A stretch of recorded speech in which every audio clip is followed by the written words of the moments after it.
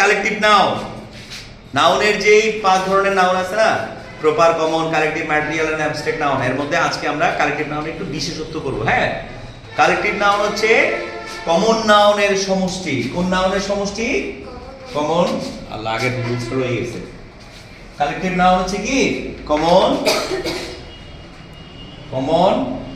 Noun এর সমষ্টি। হ্যাঁ, কমন নাউনের সমষ্টিকে কি বলে?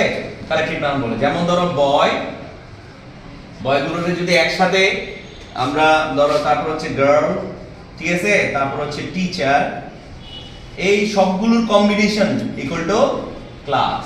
ইকুয়াল টু কি? ক্লাস। এই ক্লাস হচ্ছে কালেকটিভ নাউন। সুতরাং যেমন ধরো সোলজারের সমন্বিত ফর্ম কি? আর্মি, নেভি, এরকম হতে পারে। তারপর হচ্ছে যে আমরা বুক, বই, অনেকগুলো বই একসাথে আমরা লাইব্রেরি বলি। লাইব্রেরি হচ্ছে কালেকটিভ নাউন। যেমন, ঠিক আছে না? সো এরকম ফর্মগুলোকে কালেকটিভ নাউন। গরু মানে কাউ এর সমষ্টি কি? ক্যাটল, গবাদি পশু, এগুলোকে বলা হয় কালেকটিভ নাউন। সো কালেকটিভ নাউনকে আমরা ক্লাসিফাই করি 3 ভাবে। একটা হচ্ছে যে 1 নাম্বার নরমাল কালেকটিভ, আরেকটা হচ্ছে ডুয়াল কালেকটিভ, 3 নাম্বার। আরেকটা ফর্ম হচ্ছে যে প্লুরাল কালেকটিভ। কি বলছি? Plural collective. সো মনে রাখো, কালেকটিভ নাউন গুলো সাধারণত সিঙ্গুলার ভার্ব গ্রহণ করে। কালেকটিভ নাউন সাধারণত কোন ভার্ব গ্রহণ করে? সিঙ্গুলার ভার্ব গ্রহণ করে। ঠিক আছে? যেমন ফ্যামিলি একটা কালেকটিভ নাউন, এটা সিঙ্গুলার হতে পারে, যে ঠিক আছে, ফ্যামিলি। তারপর হচ্ছে যে তোমার টিম, প্লেয়ারদের সমষ্টি টিম না, দে মাই টিম, এরকম বোঝায়। হ্যাঁ, ফ্যামিলি হ্যাজ টেকেন, ঠিক আছে, ইটস ডিসিশন। ঠিক আছে, family has taken it's decision. So has present tense. এই যে কালেকটিভ নাউন যে সিঙ্গুলার ফর্ম গ্রহণ করে, এটাকে বলা হয় নরমাল কালেকটিভ।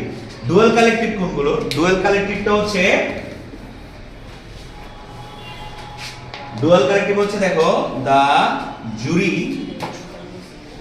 ঠিক আছে, হ্যাজ গিভেন ইটস ডিসিশন। আরেকটা লিখলাম, দা জুরি হ্যাভ গিভেন দেয়ার ডিসিশন। এই যে কালেকটিভ নাউন জুরি, এখানেও জুরি মানে হচ্ছে জাজদের সমষ্টি, মানে বিচারকদের সমষ্টি। এই যে বিচারকদের সমষ্টিটা এখানে হচ্ছে সিঙ্গুলার, আবার এখানে বিচারকদের সমষ্টিটা এখানে হচ্ছে প্লুরাল। এটাকে বলা হয় ডুয়াল কালেকটিভ। এখন কেমনে বুঝবো এটা প্লুরাল? যে দেখো, যখন বিচারকের সমষ্টি সব বিচারক মিলে একটা সিদ্ধান্ত গ্রহণ করে, তখন এটা হচ্ছে সিঙ্গুলার। দ্যাট মিন্স একক ভাব, অনুভূতি, একক সিদ্ধান্ত, মানে একক বুঝায়। আর যখন তারা আলাদা আলাদা বুঝায়, তাহলে সেটাকে কি বলে? প্লুরাল বলে। আর যখন কালেকটিভ নাউন প্লুরাল হয়, তখন তাকে বলা হয় নাউন অফ মাল্টিটিউড। কি বলছে? Noun of multitude. এই হচ্ছে দুটা কালেকটিভ ফর্ম। আরেকটা হচ্ছে যে প্লুরাল কালেকটিভ। কোন form? Plural collective noun. Plural collective noun কোনগুলো? Plural collective noun. যেমন কিছু নাউন আছে যেগুলো আজীবনে প্লুরাল, লাইক ক্যাটল, ঠিক আছে। তারপরে আমরা বলতে পারি প্লেস। তুমি কিন্তু চাইলে লিখতে পারবে না, the place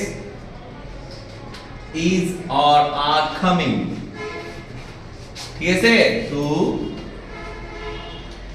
arrest the criminal. Okay, so এখানে দা পুলিশ তুমি মনে করতে পারো এটা সিঙ্গুলার বুঝাইছে। নো, পুলিশের সাথে কিন্তু ইজ হয় না, কি হবে? আর হবে, কারণ এটা হচ্ছে আজীবনের জন্য collective form. So cattle, crowd, okay, তারপর পুলিশ, এগুলো হচ্ছে প্লুরাল কালেকটিভ ফর্ম। তাহলে কালেকটিভ ফর্ম কয়টা? 3টা, নরমাল, ডুয়াল আর প্লুরাল। ক্লিয়ার?